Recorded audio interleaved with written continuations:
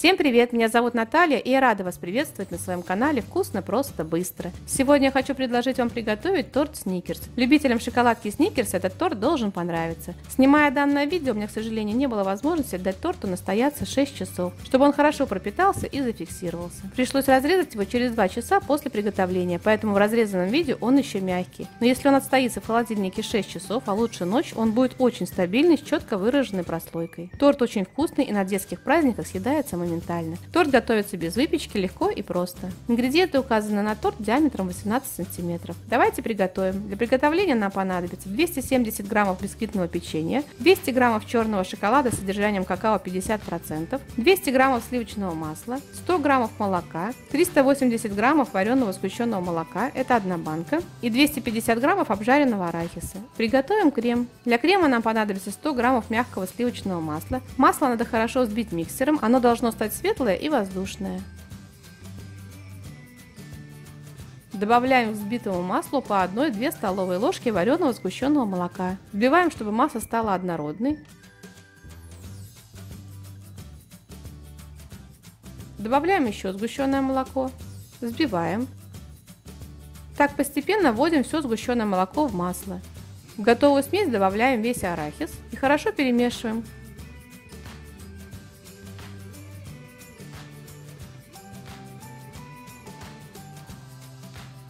Крем готов.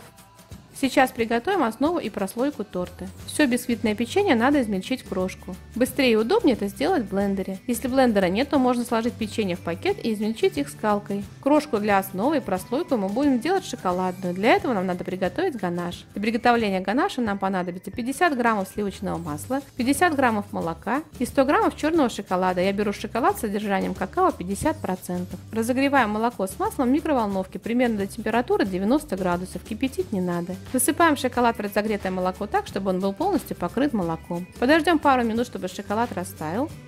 И тщательно перемешаем венчиком до однородного состояния.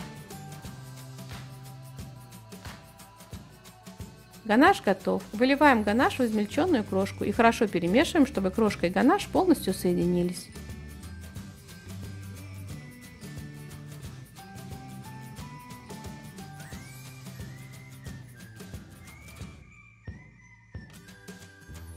Крошка получается рассыпчатая. Когда ее формируем в комок, она хорошо держит форму и также прекрасно обратно рассыпается.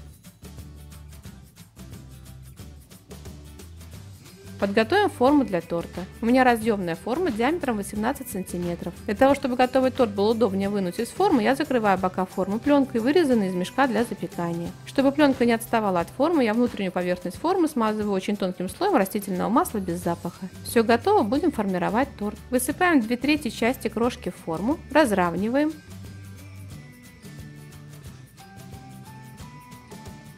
И утрамбуем стаканом.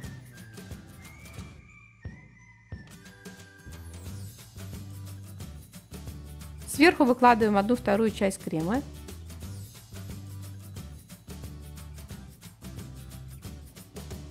И равномерно его распределяем по всей поверхности.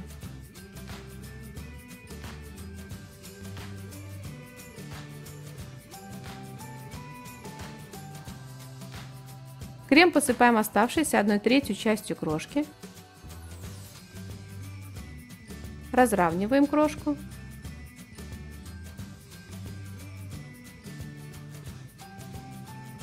Уплотняем стаканом, аккуратно, чтобы не было вмятин. Выкладываем вторую часть крема, разравниваем.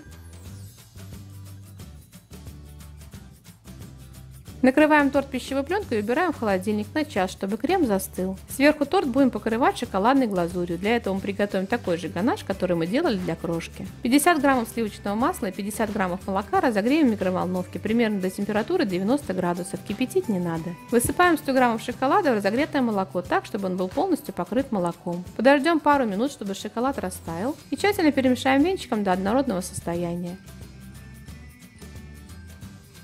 Глазурь готова. Покроем ею наш торт. Аккуратно проворачивая форму, даем глазури равномерно распределиться по всей поверхности торта. Накрываем торт пищевой пленкой и убираем в холодильник минимум на 5-6 часов, а лучше на ночь, чтобы он хорошо пропитался и окреп. Готовый торт достаем из холодильника, освобождаем от формы, снимаем пленку.